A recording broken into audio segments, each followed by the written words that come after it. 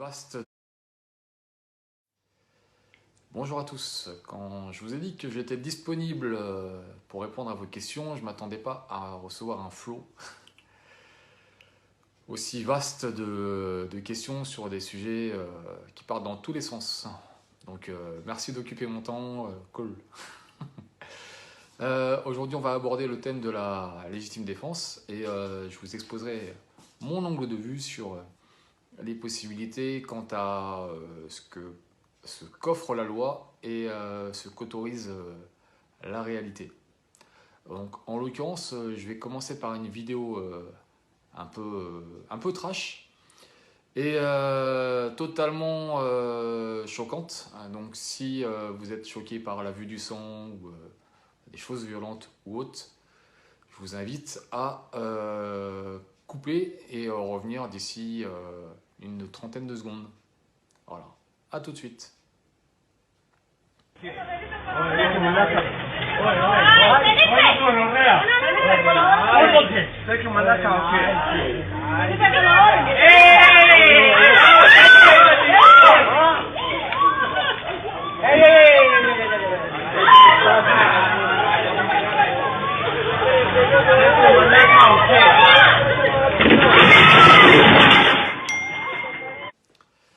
Le but premier de la vidéo est atteint puisque maintenant j'ai obtenu votre attention, donc vous l'aurez observé, on parle d'une situation lambda et ça bascule tout de suite dans quelque chose de vraiment dramatique. L'occasion pour moi de vous rappeler quelques principes de base et notamment celui-ci qui est main cachée, main armée. Je ne perds jamais de vue les mains de mon adversaire, de mon ou de mes adversaires, et souvent ils sont plusieurs. Et j'essaie de conserver le maximum de distance entre moi et le ou les adversaires. Ça veut dire que tant que personne ne rentre dans ma kinésphère, tout va bien. Ma kinésphère, c'est la distance à laquelle je peux toucher mon adversaire. Si je peux le toucher, ça veut dire que lui aussi peut me toucher. S'il cherche à casser la distance, je recule. À partir du moment où je ne recule plus, en ce qui me concerne, je passe à la frappe préventive. Ce qui me place immédiatement en situation d'agresseur et non plus en potentielle victime. C'est pas grave. J'ai pas envie de vous servir un discours alambiqué, langue de bois, truc de faux cul, j'attends qu'on me frappe pour pouvoir répondre. Dans la rue, ça n'existe pas. J'ai des présidents de tribunaux qui m'ont sermonné en me disant qu'en tant qu'expert d'arts martiaux, chose que je ne suis pas, moi je suis juste un prof d'arts martiaux, j'étais en mesure de pouvoir maîtriser quelqu'un qui a essayé de me planter avec une pointe en acier, une autre fois c'était avec une lame, enfin... Ils m'ont expliqué, en gros, avec votre cursus, vous êtes en mesure de pouvoir maîtriser quelqu'un sans lui causer de dommages. Bon, il y a certainement des gens sur cette planète qui sont capables de ça. Moi, ça ne rentre pas dans mes compétences. Donc, ayant parfaitement conscience des compétences qui sont les miennes, je fais en fonction. Je prends l'initiative. Je prends l'initiative dès lors que on rentre dans ma kinésphère. Je ne prends pas l'initiative d'aller frapper la personne, m'avancer vers lui, mettre un tiger ou des choses comme ça. Là, effectivement, on est sur un autre domaine. Je parle de choses où on est plutôt sur la défensive. Il m'est arrivé également en 2006, ils me sont tombés entre 12 et 15 sur la gueule. Je me suis défendu pour me piquer mon scooter devant le McDo de Nogent-sur-Marne. Les policiers se passaient la cassette vidéo du McDo en boucle, je me souviens. C'est là que j'avais constaté un truc particulier. Enfin bon, bref, peu importe. J'aurais cassé mon casque de moto sur leur tête, je les ai défoncés. Je suis reparti avec mon scooter, les policiers sont arrivés au bout de 7 minutes. 7 minutes, c'est très long. 3 personnes ont terminé dans le coma, dont une qui a fait plus de 9 jours de coma.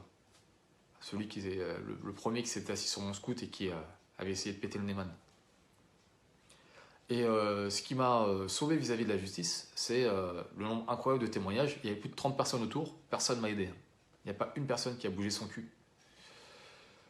Normal, par effet de levier social, tout le monde regarde son voisin pour savoir si quelqu'un va intervenir. Plus les gens sont nombreux, moins il y a des chances que quelqu'un vienne vous aider. En l'occurrence, personne ne m'a aidé.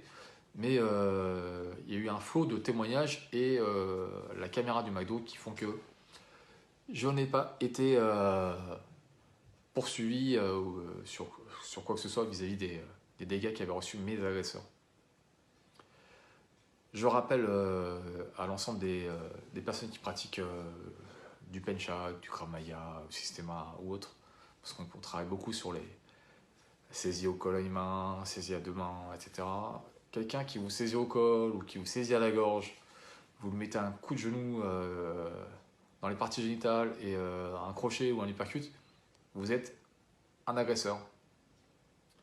Il n'y a pas de proportion entre une saisie au col et je te marave ta gueule. Mais pourtant, pour autant, de mon point de vue, c'est ce qu'il faut faire.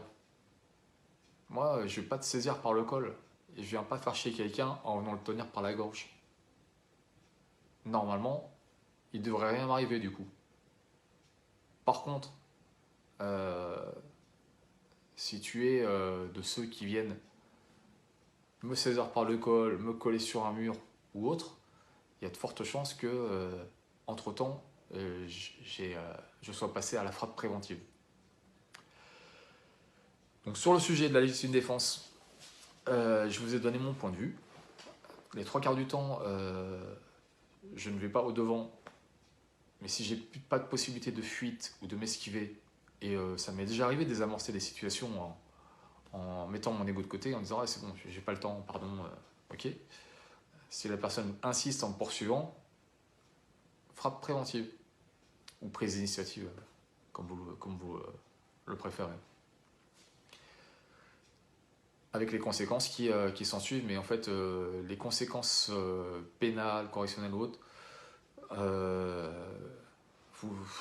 tous ceux qui se sont fait agresser le savent, on n'a pas le temps d'y penser. D'abord, on pense à soi ou au sien, si on est accompagné, mais le reste, ça n'a pas d'importance. Donc, pas de discours langue de bois. Voilà ce que je suggère et voilà ce que j'enseigne. Pour rappel, j'enseigne un art martial, j'enseigne pas autre chose.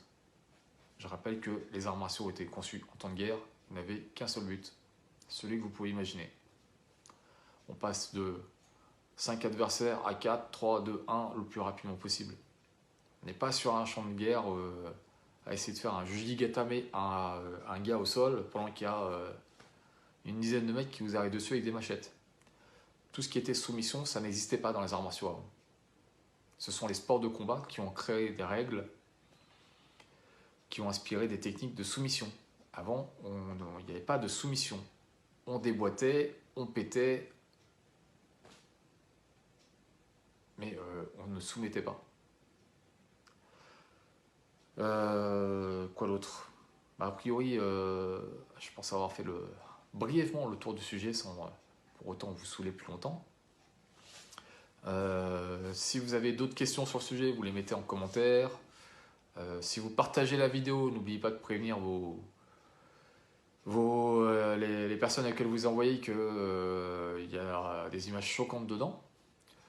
Et puis, si vous avez d'autres questions sur d'autres sujets, n'hésitez pas. J'essaierai de revenir dessus avec des podcasts, comme disait l'ami, de manière assez régulière. Voilà. Et si vous avez des avis différents du mien, pas de souci, hein, je suis à l'écoute de tout le monde. Voilà. Ceci étant dit, écoutez, prenez soin de vous et je vous dis à très bientôt.